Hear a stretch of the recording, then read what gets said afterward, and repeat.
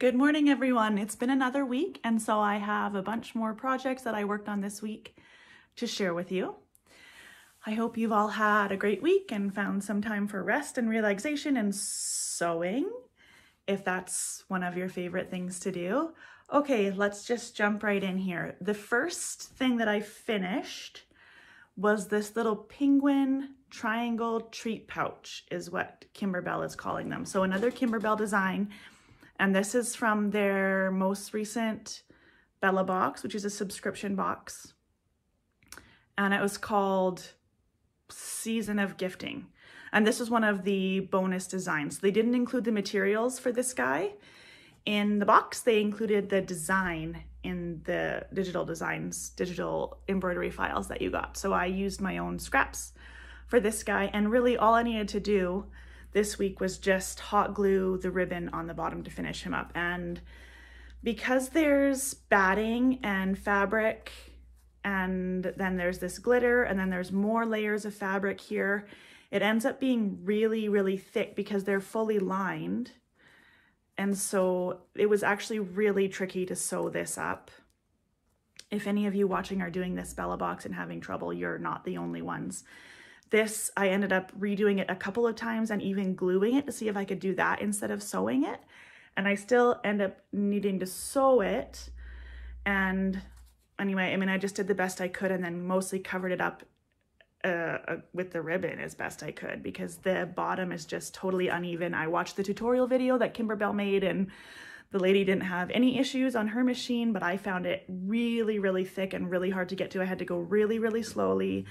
I might have even broken a needle. I know that I saw that somebody else commented that they broke a needle because it is really, really thick right there. And then, yeah, you just hot glue the ribbon on. So that covers up some of my mess, but not all of it. But I mean, there's a few other designs too. There's like a polar bear and I can't remember the others, but I'm gonna try those two and see if I can get better at it. And I might even leave out the batting next time so it's not so thick because that batting adds a lot of thickness to the bottom layer there. So that's my triangle treat pouch. So then it can just untie and open up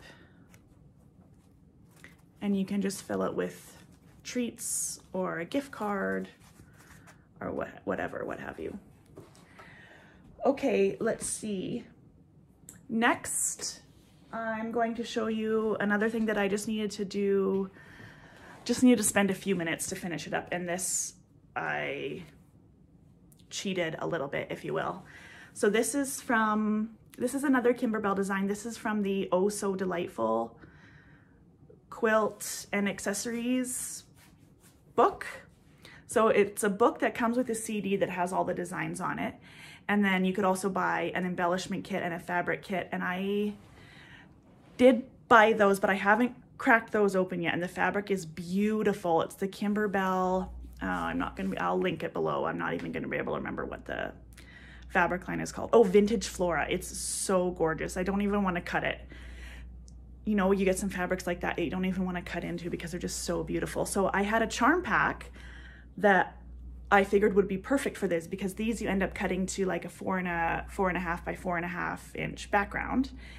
And then these squares, I used the same charm pack. So it's all coordinated. And then I ended up using the remaining squares from that charm pack to do a patchwork back for it. So I didn't have to use any big pieces of fabric. These are all tiny pieces. And then I had bought some of the matching yardage. When I bought the charm square, I bought my favorite yardage, which is the stripey. So I had enough of, so I had a little tiny bit of yardage to do the binding. So all I needed to do this week was just, this was already done and I had the binding cut and I had the binding sewn together. I just needed to actually sew the binding to the mini quilt. So this is called Running on Empty. As you can see, it's really cute little quilt spools. So then all I did was I sewed the binding with my machine to the front and then I flipped it over and then rather than doing what I have done in the past is I've stitched in the ditch. I've held the binding in place with clips and then stitched in the ditch from the front and then it catches the back. But instead of doing that, I decided to just glue it. So I just did that. And then there's no messy line from stitching in the ditch from the front, because that actually ends up being really messy. So I don't know if I'm gonna do that again, if I'm gonna just glue it. It doesn't really save time, but the glue does dry quickly. But that way it's done. And because it's on the back, nobody can see it anyway. So that's my running on empty mini quilt. And then I'll be making another one once I decide that I do want to cut into my vintage Flora fabric kit, once I get up the nerve to do that. So I also worked on my high school football team blanket that I'm making for a friend of mine. So I got a few more rows done on that in the dark green, and I have all the yarn for it now from Hobby Lobby, and it's sitting in a big box here in my craft room, so I'm really excited about that. I love, love, love the waffle stitch. If you haven't made anything with it, it's stretchy in all directions, super cozy for a blanket, super cozy for a hat. Just stitches up so nicely. Okay, and I did manage to get one building done for my Christmas village. I've got to pick it up a little bit because I want to get them done at least before December or sooner. But I ended up making the clock tower because it is just so cute, and the doorstep kit comes with this little working clock, and I just changed it to adjust for daylight savings because we had that here in the last week and my clock was wrong. So it's got these little chenille windows on 3 sides. It's got just a stitched clock on the back, and then the instructions leave a hole so you can pop this in. So you just have like a lined hole there. That's the exact right size for this little clock. Now I don't want to glue it in. I mean, I do want to, but then I won't be able to change the time if I need to. And I don't know if you can change the battery on this. It looks like I'll have to take it to a watch place.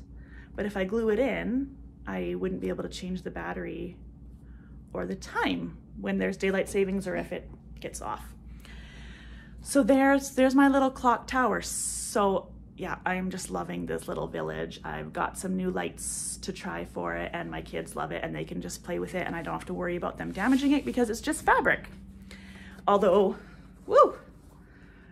I mean, I am worried about the clock a little bit, but my youngest is 7, so they're not rough.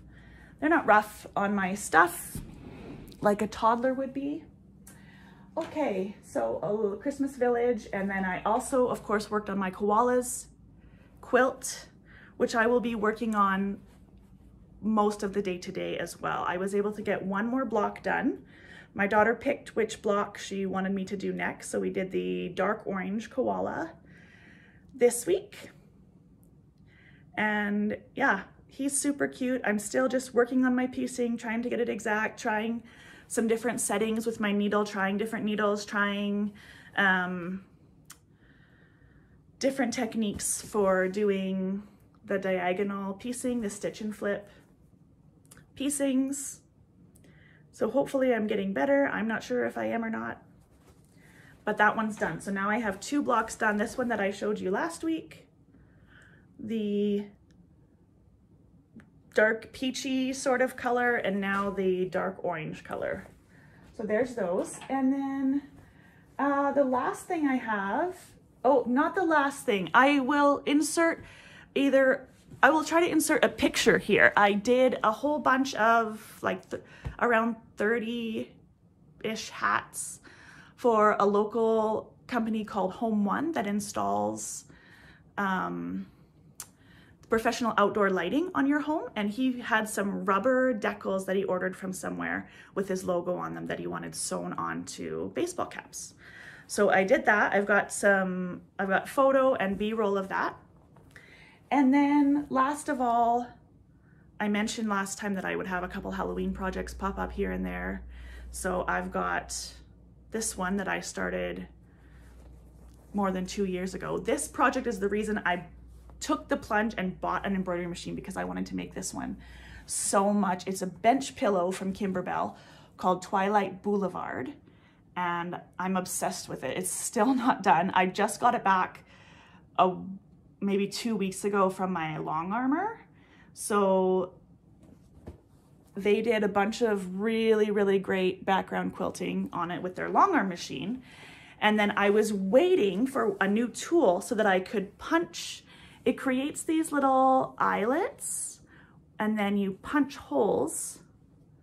So there's a bunch in the tree and then there's a bunch along here, and then you punch those holes and then you can stick lights through. So I needed to punch those holes before I could put the backing on the pillow. So I did that. So you just punch all these holes in the spots it's given you, the little lights all along the buildings, all along the trees.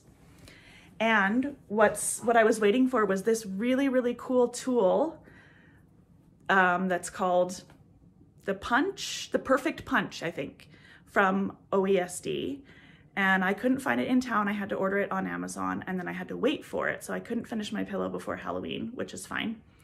But what's really great is it works perfectly. It works perfectly to punch. You just press down and then it kind of twists. I don't have a blade on it right now, so I can kind of show you.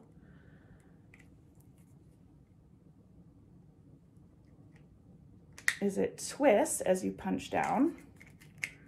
And then you can store, it's got 3 different size tips and you can store them in the back. So whenever you're not using your punch tool, your punches, you store those 3 punches in the back there. What am I doing wrong? There we go. And then this just unscrews. You place the size punch that you want there, and then you screw this back on and it holds your punch and it works perfectly. It's amazing. I'm so impressed. I heard good things about it, but it's even better than I thought it was going to be. And then I can store it without a sharp tip on it so that it's not going to cut anything by accident. It's not going to cut any people by accident, and it's not going to dull my puncher by accident because all 3 can fit in there, not just the ones you're not using. You don't have to have one on all the time. It can store all 3. So I'm really, really excited about that because I have other bench pillows and projects where I need to punch holes, just like the Twilight Boo-levard one that I just showed you. So that's all I have for you today. I'm excited because I used up another entire yarn skein of I Love This Yarn on my high school football blanket.